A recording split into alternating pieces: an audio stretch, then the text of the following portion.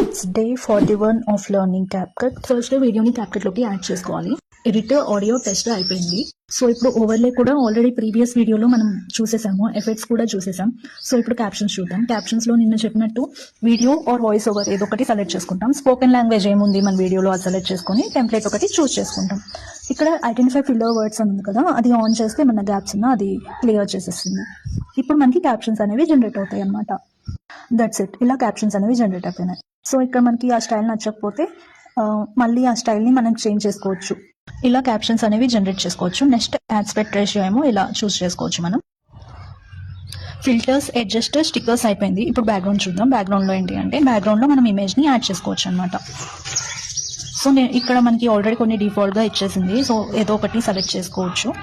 So నేను ఇది select చేసుకుంటున్నా. సో సెలెక్ట్ చేసుకున్నాక మన వీడియోని రీసెర్చ్ చేసుకోవచ్చు అనమాట మనం దాని మీదకి. ఇఫ్ ఇన్ కేస్ నాకు కలర్ నచ్చకపోతే బ్లాక్, ఎల్లో, ఆరెంజ్ ఏదో ఒకటి కూడా చూస్ చేసుకునే ఆప్షన్ ఉంది. సో ఏదైనా సెలెక్ట్ చేసుకోవచ్చు మనం. బ్లర్ ఏమో బ్లర్ చేసుకుంటాం. సో ఈ రోజుతో క్యాప్కట్ సిరీస్ అంతా కంప్లీట్ అయిపోయింది. నెక్స్ట్ మీకు ఏ ట్యూటోరియల్ కావాలో కామెంట్ చేయండి.